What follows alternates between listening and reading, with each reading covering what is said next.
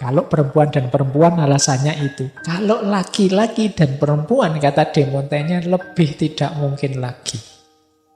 Kenapa kok ada laki-laki dan perempuan ngaku sahabatan? Itu tidak mungkin.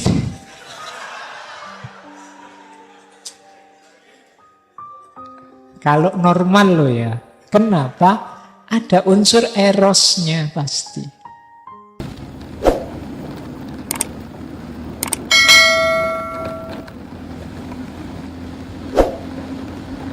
Nah, kata De Montaigne, kalau ditanya sahabat itu apa? Sahabat itu satu pengalaman spiritual di mana jiwa menemukan dirinya terhubung dalam dua tubuh. Sedemikian rupa sehingga bahkan kematian tak lagi relevan. Jadi ini menarik definisinya ini. Jadi sahabat itu pengalaman hidup kita yang jenisnya spiritual. Berarti ketika kita bersahabat, di situ terjadi momen spiritualitas. Jadi momen spiritual itu berarti tidak sekedar fisik, tidak sekedar kesenangan jasmania. Ada relasi yang lebih tinggi dibandingkan itu. Sehingga bahkan kematian tidak lagi relevan. Ya mudahnya tidak terpisahkan meskipun ada kematian datang. Nah, sahabatnya tadi kan meninggal lebih dulu. Meskipun sahabatnya meninggal lebih dulu, ya masih terkenang terus. Jadi masih teringat terus. Nah, ini maka perbanyaklah sahabat. Makanya orang yang rajin silaturahim itu umurnya panjang. Kenapa? Dia rasanya hadir terus di kalangan sahabatnya. Orang yang banyak silaturahim itu kan berarti dia banyak temannya, banyak sahabatnya. Dikenang terus, diingat terus meskipun sudah meninggal lama. Itu bahasanya umurnya panjang. Baik. Nah, sahabat kata De Montaigne adalah tujuan dalam dirinya sendiri. Jadi, yang seperti Aristoteles kemarin, sahabat hanya untuk kesenangan atau sahabat untuk tujuan tertentu, itu bukan sahabat. Sahabat itu tidak ada tujuannya. Tujuannya ya persahabatan. Dia bukan kendaraan untuk apapun, bukan daripada sepi tak mencari sahabat, tidak begitu. Daripada tidak ada teman tak cari sahabat, tidak begitu. Sahabat itu tujuan untuk dirinya sendiri. Jadi kenapa kamu bersahabat? Ya memang tujuanku untuk mencari sahabat, untuk punya sahabat. Jadi bukan, tidak ada tujuan-tujuan lain dari itu. Dan friendship is the highest degree of perfection in society. Jadi persahabatan itu level tertinggi dalam hidup bermasyarakat. Jadi kalau masih belum nyampe ke persahabatan itu biasanya masih untuk kesenangan atau pamrih-pamrih tujuan. Kalau sudah sahabat, sudah tujuan dalam dirinya, ini mungkin kalau bahasa kita ya sudah tulus, sudah ikhlas. Jadi usahakan teman-teman punya circle apapun mencapai level perfection ini. Jadi kita semua sekarang sahabat. Tidak hanya di mulut, tapi dalam prakteknya juga. Meskipun nanti rumusnya De Montaigne agak khusus. Tidak sesederhana yang kita bayangkan. Tapi kita pahami dulu bahwa sahabat itu ternyata sesuatu yang sifatnya end in itself, tujuan dalam dirinya sendiri, dan puncaknya relasi. Kita lanjutkan. Nah, ini teori-teorinya. Yang pertama, persahabatan itu bukan sesuatu yang dikejar secara aktif. melainkan fenomena yang sulit dijelaskan, yang terjadi dalam dua orang, yang itu tanpa sengaja dan bukan pilihan. Sahabat itu ndak kok, kamu tak pilih jadi sahabatku ya, itu ndak. Ya kalau gitu ya biasanya ya bukan sahabat. Sahabat itu tiba-tiba muncul rasa saja. Ya mungkin awalnya kamu tak pilih begitu, kamu temanku, kamu temanku, kamu temanku, tapi nanti salah satunya pasti ada yang kok nyambung sekali ya dengan dia. Rasanya kok klik banget ya, rasanya kok cocok sekali dengan dia. Jadi bukan kita yang merancang. Jadi kalau selama ini kita ngertinya cinta itu anugerah, sahabat itu juga anugerah. Jadi bukan sesuatu yang kita pilih-pilih, saya tak milih sahabat yang cakep ini saja, yang kuat ini saja, kalau bantu angkat-angkat lumayan, atau yang lain, enggak begitu. Jadi tiba-tiba saja di antara sekian banyak orang-orang yang berinteraksi dengan kita, ada yang nyantol. Tapi nanti beda ya dengan yang romantik, yang erotik, enggak. Ini memang ada rasa level, kalau bahasanya Aristoteles, filia kemarin, bukan eros. Ya, mungkin teman-teman yang punya bestie paham ya. Jadi iya, bestie mana? Jadi yang punya sahabat paham rasanya bagaimana nyambungnya diri kita dengan sahabat kita. Dan itu bukan sesuatu yang dirancang. Jadi rasa itu muncul begitu saja tanpa direkayasa. Tidak ada hubungannya dengan manfaat yang kita peroleh atau keuntungan apa dari dia, tidak. Klik saja, kita berkorban untuk dia, tidak masalah. Bahkan saya yang susah, kamu yang seneng, tidak apa-apa. Kalau sudah sahabat, aku ujian nilaiku jelek, tidak apa-apa, asal nilaimu bagus, itu sahabat. Jadi kadang-kadang dikasih contekan malah nilaiku jatuh, kamu yang tak kasih contekan nilainya naik. Tidak apa-apa, wong kamu sahabat, kamu bestiku, tenang aja. Nah, jadi ini rumus pertama persahabatan, kata De Montaigne. Yang kedua, bersahabat itu bukan kepada sifat-sifatnya. Maksudnya apa? Tidak ada alasannya. Tetapi kepada orangnya. Jadi bukan bersahabat karena. Bersahabat karena itu belum sahabat. Karena kalau karenanya hilang, tidak jadi sahabat. Jadi bukan pada sifat-sifatnya, tapi pada orangnya, sesuai kondisinya apa adanya. Jadi jangan cari alasan. Aku mau bersahabat denganmu. Apa ya yang membuatmu menarik? Kalau dicari-cari itunya atau nyari-nyari alasan, bukan sahabat. Kalau sahabat itu ya wis apa adanya kamu belahan jiwaku. Oke, nah itu sahabat yang sejati.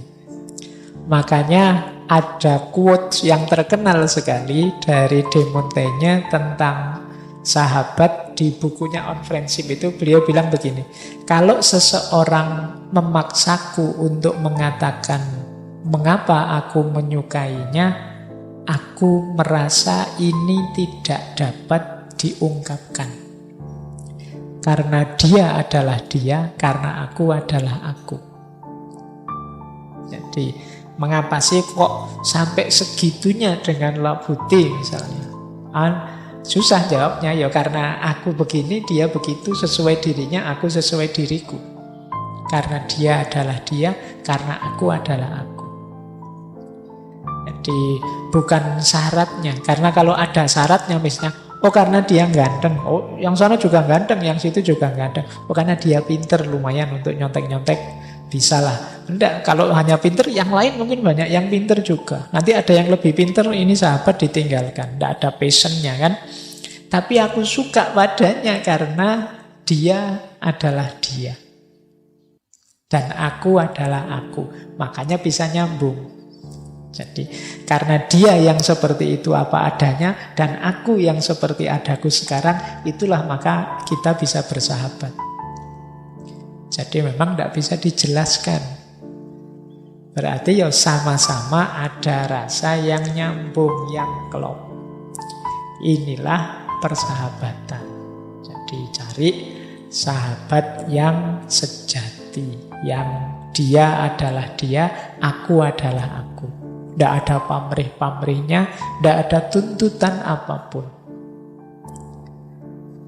Nah, nanti De Montaigne punya teori tentang teman biasa dan teman sejati. Yang sahabat tadi ya yang teman sejati. Kalau teman biasa itu sekedar hubungan, sekedar kenal. Mungkin teman biasa itu kita menyebutnya kenalan saja.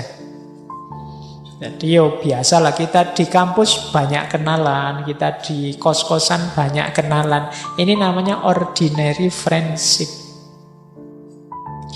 Biasanya ordinary friendship inilah yang dasarnya utilitas atau konvensi. Bukan berarti keliru, ndak.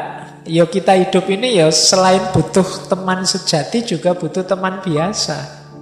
Dalam hidup ini banyak hal kita perlu teman. Meskipun ada yang sejati tadi. Kita butuh rekan kerja, kita butuh teman mahasiswa. Bayangkan kamu kuliah, tidak ada temennya, misalnya cuma sendirian di kelas, betapa ngerinya depan-depan sama dosen. Kuliah nyaman karena ada banyak kenalan, meskipun bukan sahabat, terus wong yo ndak pernah ketemu karena kemarin kuliahnya daring, tapi kan lebih nyaman. Banyak temennya. Kerja juga begitu, banyak temennya. Ngaji ini misalnya kalian ndak ada temennya, sendirian berhadapan dengan saya.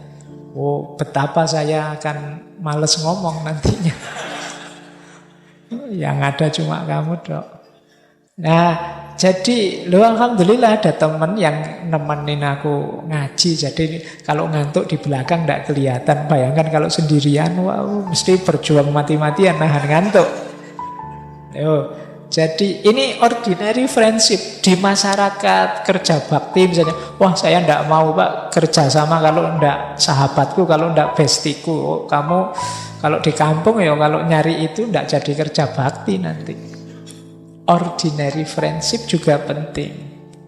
Meskipun tidak sedalam true friendship.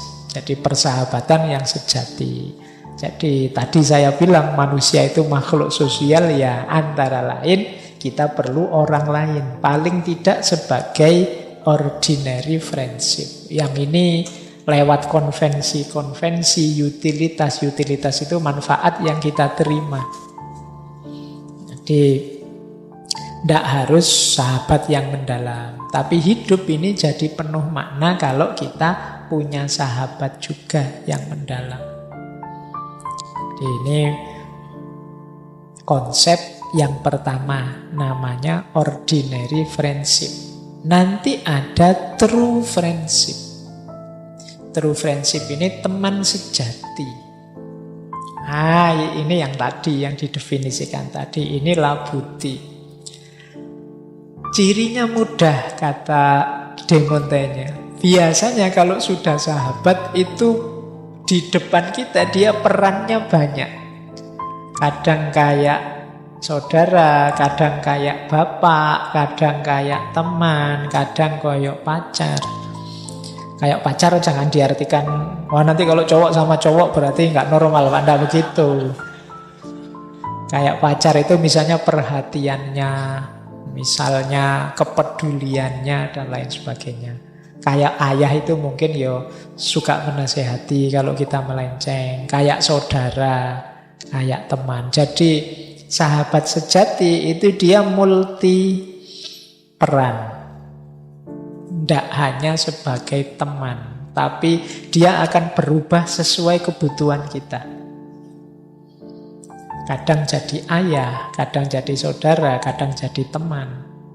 Sesuai momen apa yang kita butuhkan. Itu kalau De Montaigne mencontohkan sahabatnya tadi, Labuti tadi. Nah, cirinya apa? Keutuhan, kesempurnaan, keunikan, dan spiritualitas. Jadi keutuhan itu tidak mungkin terpisah. Kesempurnaan itu ini perfect relation tadi. Unik.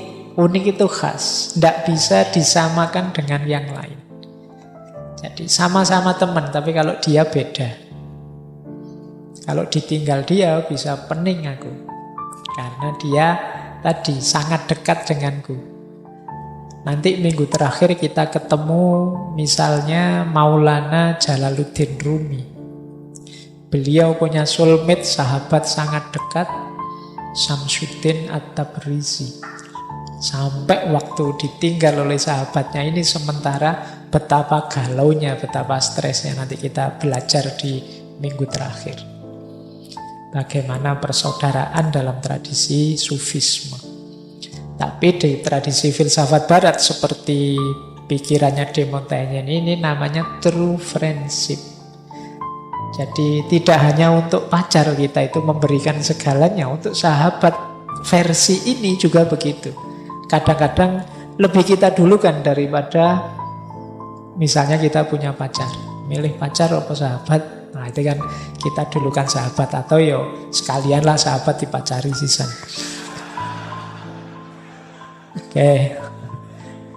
Baik, jadi ini bedanya antara true friendship dan ordinary friendship.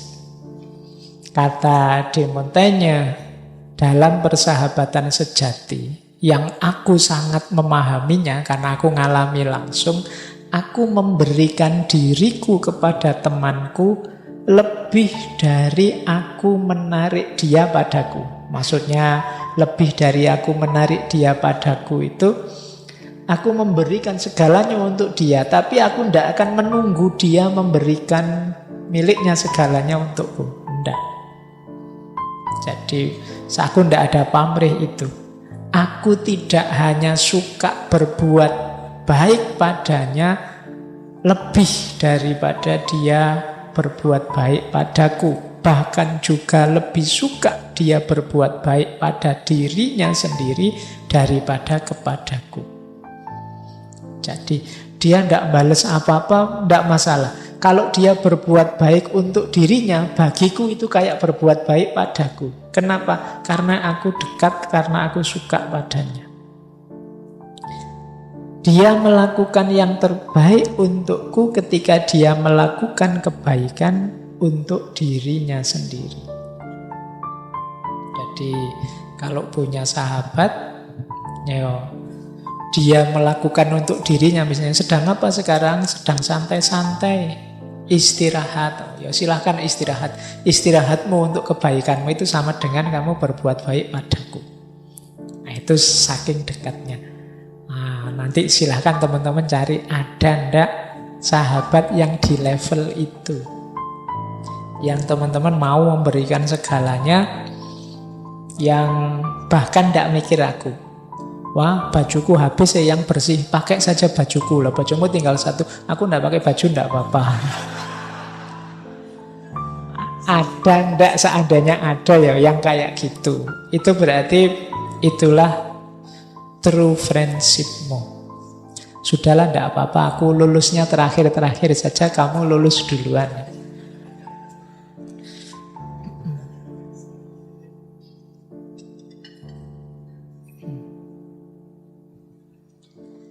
Lanjutkan. Nah, sahabat yang seperti saya bilang tadi itu satu-satunya. Dibaca dulu.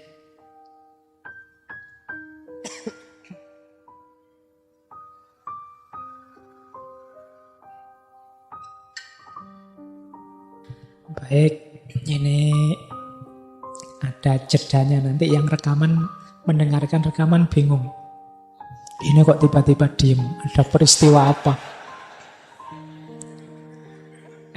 Yang hadir bisa lihat saya minum, yang tidak hadir kan, waduh, jangan-jangan putus rekamannya. Nah lanjut, kata de Montaigne, sahabat itu satu-satunya, tidak mungkin tergantikan. Jadi unik ini rumusnya de Montaigne. Pak, saya punya sahabat sejati berapa? 5, tidak mungkin. Jadi sahabat sejati itu hanya satu. Loh, tapi saya punya 2 Pak misalnya. Kata Demontaigne gini deh, kalau kamu bilang punya 2. Seandainya 2 ini ada urusan bareng yang tabrakan yang sama, kamu dulukan yang mana? Oh yang ini Pak, ya berarti yang sahabat sejatimu yang ini yang kamu pilih itu. Jadi sahabat sejati itu tidak mungkin 2, hanya 1. Jadi kesetiaan kita kepada satu-satunya ini yang disebut sahabat sejati. Kalau ada lebih 1, tidak mungkin. Kalau memang teman-teman ngakunya ada kok Pak, saya semuanya tak anggap sahabat, ya berarti tidak punya sahabat itu. Jadi paling tadi ordinary tadi, yang biasa-biasa. Yang sahabat itu mesti cuma 1. Kalau lebih ya kayak tadi rumusnya. Kalau 2 orang ini ada urusan bareng, misalnya sama-sama minta dijemput nganter kuliah jam yang sama misalnya. Nah, kalian pilih yang mana? Itulah bestimu, sahabat sejatimu, satu-satunya dalam hidup. Jadi tidak mungkin 2. Kata Demontaigne, memiliki banyak sahabat atau teman menciptakan konflik. Karena teman-teman ini mungkin punya kepentingan yang bertentangan dan kita sulit mana yang didahulukan. Jika hanya ada 1 teman utama yang memerintah dan berhak mendapatkan kesetiaan di atas segalanya, konflik tadi tidak akan muncul. Jadi kalau banyak sahabat ya kemungkinan konflik, dan siapa yang kita bela, kita menangkan, biasanya itulah yang sejati. Ada lagi cirinya yang sejati, kata Demontaigne, teman sejati itu kita anggap sangat penting, bahkan jika harus menentang apapun norma. Sampai ke level itu. Norma itu kan termasuk konvensi-konvensi di tengah masyarakat. Kalau sahabat yang tidak sejati misalnya ya, kalau di RT sini Pak bertamu itu ya maksimal sampai jam 10 malam. Karena kamu sahabat, jam 10, 11 malam juga tidak apa-apa, nginep juga tidak apa-apa. Itu namanya menentang apapun norma. Demi kamu yang lagi butuh sama saya, aku bolos kuliah juga tidak apa-apa. Itu sahabat sejati. Dia menentang apapun norma. Jadi dia satu-satunya yang untuknya aku sanggup melakukan segalanya, bahkan termasuk jika harus menentang apapun norma-norma. Itulah cirinya sahabat. Baik. Ya ini uraiannya tadi ya. Jika 2 temanmu memintamu untuk membantu pada saat yang sama, siapa di antara mereka yang akan engkau turuti dulu? Jika mereka minta bantuan yang bertentangan, siapa yang akan engkau dulukan? Jika mereka mempercayakan padamu sesuatu yang berguna diam-diam, bagaimana engkau mengaturnya? Misalnya yang satu bilang, ini rahasia ya, jangan bilang-bilang bla bla bla bla. Yang sini juga bilang begitu, ini rahasia ya. Nah ini biasanya kepada siapa rahasia itu kita bocorkan, itu lebih sahabat. Karena kita anggap dia penting, bagian dari diri kita sendiri yang dia harus tahu seperti kita. Kita itu kan lebih bisa menjaga rahasia pada orang yang tidak kita kenal kan. Tapi pada orang yang dikenal itu biasanya ember. Jadi disuruh menjaga rahasia tapi ini rahasia ya. Padahal dia sudah bilang. Nanti temannya juga begitu sama sahabatnya yang lain. Ini rahasia ya. Akhirnya jadi rahasia umum. Ya, kalau rahasia umum itu kan itu sebenarnya rahasia, tapi semua orang juga tahu. Itu namanya rahasia umum. Baik, saya lanjutkan. Nah, ini juga menurut saya konsep yang menarik dari Demontaigne. Kata dia, ini nggak boleh marah yang perempuan ya. Ini Sahabat itu yang lebih mungkin terjadi antara laki dan laki. Jadi, kenapa begitu? Nah, kalau yang pertama ini jangan dimarahi. Jadi karena memang zamannya begitu. Belum ada cara berpikir feminis seperti hari ini ya. Kata dia, perempuan dan perempuan itu sulit untuk dekat secara mendalam. Kenapa? Cenderung emosional dan kurang intelektual. Ya, itu boleh kamu kaji nanti ya di zaman-zaman ini seperti apa posisinya perempuan. Ya, jadi nanti yang motong sampai di sini dianggapnya wah ini mendiskreditkan perempuan. Enggak. Makanya di situ saya kasih catatan pendapat ini harus dibaca sesuai kepercayaan zaman itu. Kita itu sering tidak fair, kita sering menghakimi pikiran dari abad keberapa dengan perspektif kita hari ini. Ya rasanya memang pikiran zaman dulu itu sangat terbelakang, sangat deso, sangat tidak maju. Ya kita pakai perspektif hari ini. Wah kejam sekali ya, masa ada hukum kok potong tangan mah rajam lah. Loh, mode eksekusi zaman itu begitu. Yang lebih sadis banyak. Ada yang disulai itu dari bawah sampai sini tembus harus turun itu. Ada yang ditarik kuda sampai 4. Model eksekusi zaman itu begitu.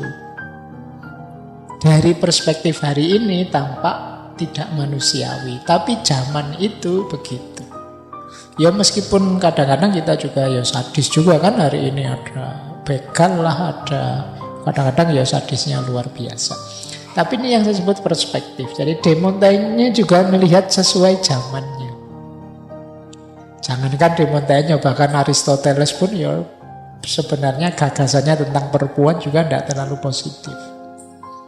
Meskipun jarang diangkat orang, karena orang tahu ini memang zamannya begitu. Ada banyak gagasan yang tidak relevan kalau kita hidupkan hari ini. Jadi tapi alasannya De Montaigne itu. Jadi kalau yang perempuan-perempuan tidak setuju, buktikan bahwa perempuan dan perempuan pun bisa jadi bestie. Bisa saling sahabatan, mendalam, memberikan segalanya dan lain sebagainya. Ya pastinya ada lah ya. Situasinya tidak seperti dulu. Karena memang kalau zaman dulu perempuan kan geraknya lebih terbatas. Karena konstruksi budayanya lebih ke patriarki. Ya ngaji-ngaji filsafat yang tentang tokoh feminis nanti boleh dilihat lagi bagaimana perkembangan persepsi manusia tentang perempuan. Nah, kalau perempuan dan perempuan alasannya itu. Kalau laki-laki dan perempuan, kata De Montaigne, lebih tidak mungkin lagi. Kenapa kok ada laki-laki dan perempuan ngaku sahabatan? Itu tidak mungkin.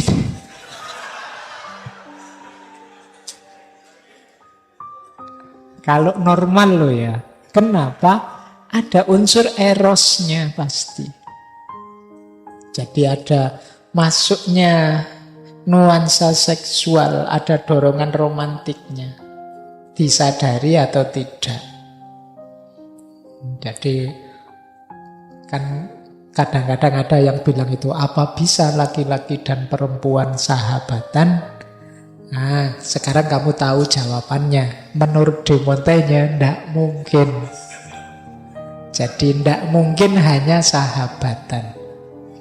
Pasti sudah ada rasa-rasa itu.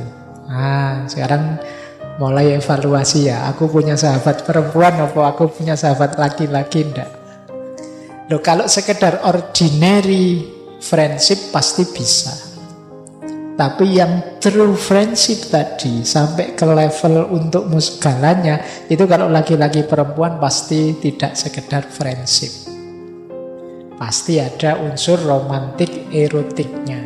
Erosnya pasti ada. Jadi makanya kalau kamu ditolak, sudahlah kita sahabatan saja. Itu sebenarnya jawaban bahwa kita tidak mungkin bersama. Jadi kenapa? Karena laki-laki dan perempuan tidak mungkin bersahabat. Nah, kamu sekarang bisa jawab. Kalau kamu kok nembak terus kita sahabatan aja ya. Tapi kan laki perempuan tidak bisa sahabatan. Jadi ya gimana lagi, bisanya ya sudah, berarti minggir, kamu ganti yang lain. Oke, jadi ini salah satu idenya. Yo, gagasan filsafat itu kan boleh setuju, boleh tidak. Silahkan nanti kalian urai lagi, kalian dalami lagi. Memang begitu ndak? Ya kalau tidak, kamu tinggal melakukan counter dengan argumenmu.